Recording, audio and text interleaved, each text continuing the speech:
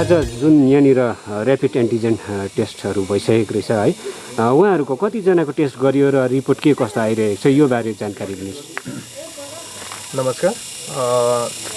आज यहाँनिर हाम्रो एटिसी सेन्टरमा भनौँ एटिसी एन्टिजेन टेस्ट सेन्टरमा आज चाहिँ 25 जनाको भनौँ फर्स्ट कन्ट्याक्ट हाम्रा यस रेसेप डिभिजनका एएनएमले जो उठाउनु भएको थियो त्यसमध्ये 25 जनाको यहाँनिर आज भएको छ।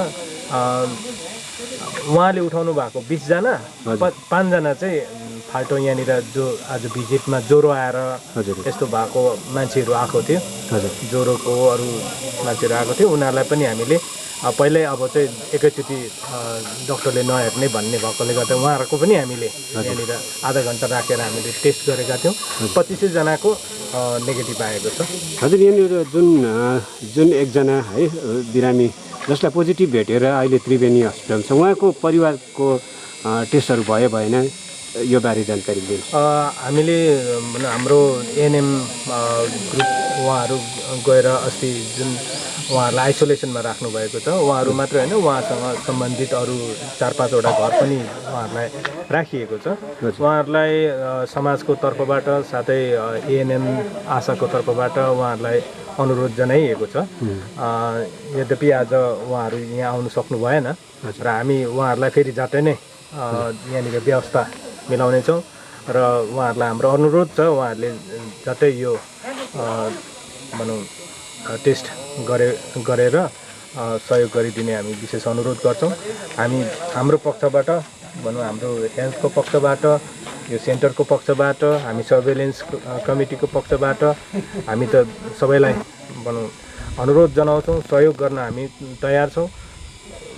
हाम्रो गाउँबाट पनि गाउँका मानिसहरूबाट पनि यसमा सहयोग हुन अति आवश्यक छ र हामी फेरि पनि अनुरोध गर्दछौँ। सर, एउटा कुरा जनमानसमा एउटा मिसकन्सेप्सन छ नि, एउटा कन्फ्युजन छ कि ज्वरो खोकी आउने मानिसहरूलाई जुन यो अहिले घरि जुन एउटा टेस्ट चलिरहेको छ ऱ्यापिड एन्टिजेन टेस्ट है, यो टेस्ट गर्दाखेरि पोजिटिभ आउँछ यो बेकारको हो भन्ने खालको एउटा के भन्नु यसलाई अफवाह जस्तो फैलिरहेको छ नि, यो बारे के तपाईँहरू बिचमा के जानकारी? यो बारे क्लियरेन्स हुनु जरुरी छ। यो जुन चाहिँ किट छ यो आइसिएमआरले भनौँ रेकमेन्ड गरेको किट हो। त्यसरी त सारा हेल्थले होइन सारा गभर्मेन्टले यत्रो खर्च गरेर हामी सबै मान्छेको लागि यो गरिदिइरहेको छ र यसमा आजै तपाईँहरूले यहाँनिर देख्नुभयो झन्डै 4 जना जस्तो त यहाँनिर जो भिजिटमा थियो पुरा ज्वरो खोकीले यहाँनिर आएको थियो, हामीले उहाँहरूलाई यहाँनिर टेस्ट गराएको थियौँ। किनभने पहिल्यै सुरु नहेर्नुहोस् भने हामीले अब एउटा नियम बनाएको छौँ, पहिल्यै सुरु ज्वरो खोकी आउनेलाई चाहिँ एकैचोटि भित्र डक्टरले नहेर्ने होइन, डक्टरले पहिल्यै रेकमेन्ड गरेर यहाँनिर टेस्ट गरेर मात्रै त्यसको रिजल्ट आएर मात्रै हेर्ने भन्ने जुन चाहिँ हामीले यहाँ बनायौँ र आज थियो ज्वरो खोकी धेरै दिनदेखि आएको मान्छेहरू थियो, उहाँहरूको नेगेटिभ आयो। अन्त यसलाई भनौँ नेगेटिभ भनौँ अरू मान्छेको नेगेटिभ आउँदा चाहिँ हामीले पत्याउने अनि पोजिटिभ आउँदा चाहिँ नपत्याउने यो फेरि मिलेन फेरि होइन। त्यसले गर्दाखेरि चाहिँ यसमा यो हेल्थले सरकारको ठुलोभन्दा ठुलो संस्था आइसिएमआरले यहाँनिर यो यसलाई एप्रुभ गरेर पठाइसकेको कुरालाई हामीले मान्ने नमान्ने भन्ने कुरा छैन। सरकारको जे अर्डर हुन्छ जे हामीलाई दिएको छ त्यो हामीले फाइदा उठाउनुपर्छ। यो जुन मौकाहरू छ हामीले फाइदा उठाउनुपर्छ, हामीले सरकारलाई हेल्प गर्नुपर्छ, हेल्थ डिपार्टमेन्टलाई हेल्प गर्नुपर्छ। किनभने हामीलाई पहिल्यै सुरु यदि डिटेक्ट गर्नु सक्यो भने भनौँ लक्षण नआइकन यदि मै पनि यदि लक्षण नआइकन पोजिटिभ भयो भने एएनएमले हामीलाई घरमै बस्ने हामीलाई उयो दिनु सक्नुहुन्छ। तर अब ममा पुरै लक्षण आइसकेर धेरैभन्दा धेरै लक्षण आइसकेपछि त म त घरमा राख्नु मिलेन, मलाई त पठाउँछ उयसमै पठाउनुपर्छ, त्यो त नियम हो। त्यसले गर्दाखेरि चाहिँ हामी चाहिँ जति सक्दो हाम्रो मङ्पुमा चाहिँ त्यही गर्न चाहन्छौँ कि मान्छे हामीले त्यो साह्रो भएर बाहिर पठाउनु नपरोस् कि पहिल्यै डिटेक्ट भयो भने चाहिँ हामीले घरमा नै यो चिजहरू राखेर एएनएमको अन्डरमा हाम्रो मेडिकल अफिसरको अन्डरमा एउटा प्रोटोकल मेन्टेन गरेर हेल्थको जुन प्रोटोकल छ कि त्यो मेन्टेन गरेर हामी घरमै पनि यो ठिक गर्न सक्छौँ। तर लक्षण आउनुभन्दा पहिला नै त्यो चाहिँ अब डिटेक्ट भएको हुनु पर्यो, अनि त्यो चाहिँ यो किट्सद्वारा सम्भव छ।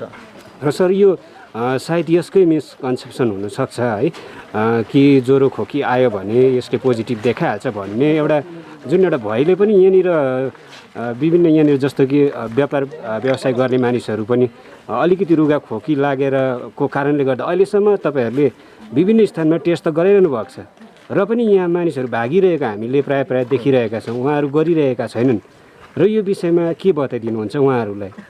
हामी सम्पूर्ण सर्भिलेन्स कमिटीको तर्फबाट साथै एएनएमहरू हाम्रो हेल्थको एएनएमहरूको तर्फबाट हामी सबैलाई फेरि पनि अनुरोध गर्न चाहन्छौँ कि कुनै पनि लक्षण आएको मान्छेहरू मात्र नभई अरू पनि सबै नै यो टेस्ट गर्नुमा चाहिँ अगाडि आउनुहोस् हैन।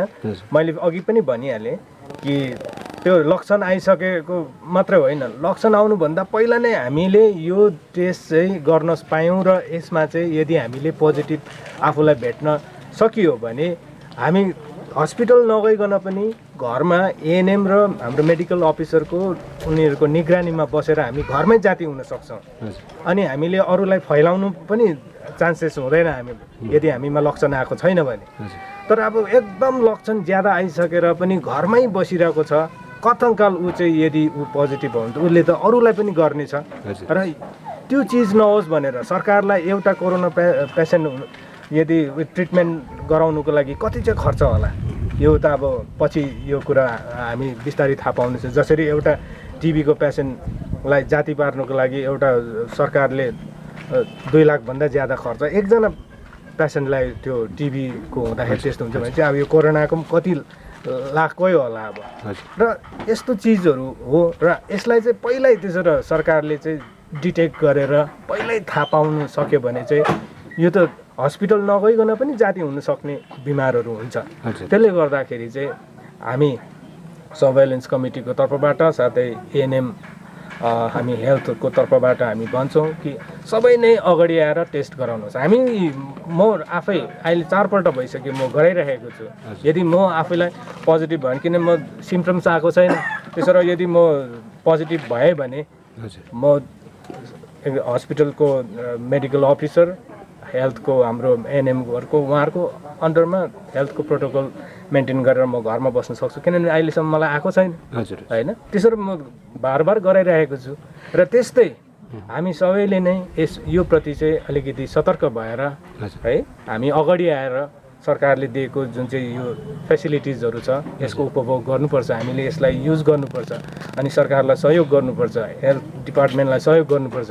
त्यो पुरा के अरे लुकाएर घरमा बसेर है पुरा साह्रो परिसकेर मात्रै निक्लियो भन्दा त्यही बेला त धेरै बिग्रिसकेको हुन्छ र कुरा बिग्रिसकेर सपार्नु भन्दाखेरि चाहिँ बिग्रिनुभन्दा पहिला नै यो चिजहरू चाहिँ ठिक हुनु चाहिँ राम्रो हो। र हामी फेरि पनि अनुरोध गर्छौँ कि सबै तपाईँहरू यो क्याम्पहरू राखेको बेलामा यस्तो टेस्टहरूमा आफूलाई नै अगाडि ल्याएर टेस्टहरू गराउनुहोस् है।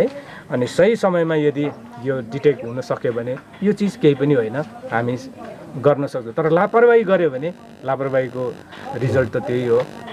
आफूलाई मात्रै होइन, घरलाई मात्रै होइन, सारा गाउँलाई सारा एरियालाई त्यसले प्रब्लम पार्न सक्छ। अर्को प्रश्न है तपाईँलाई, यसरी आज हस्पिटलमा हिजो राखेपछि दुईचोटि भयो हस्पिटलको स्टाफहरूलाई र आज स्थानीय मानिसहरूलाई है। र अब तेस्रो टेस्ट कहिले हुन्छ यो मङ्पू हस्पिटलमा अलिकति जानकारी दिनुहोस् जसमा कि हाम्रो मान्छेले आएर गर्न सकोस् अलिकति। क्याम्पको हिसाबले हो भने त हाम्रो यहाँको टेक्निसियन हाम्रो मेडिकल अफिसरहरूले उहाँहरूले कुन हिसाबले गर्नुहुन्छ हामी त्यही हिसाबले मिलाउनेछौँ। तर अब जस्तै यहाँनिर त डेली बेसिसमा ज्वरो आउने मान्छेहरू त आइरहेकै छ।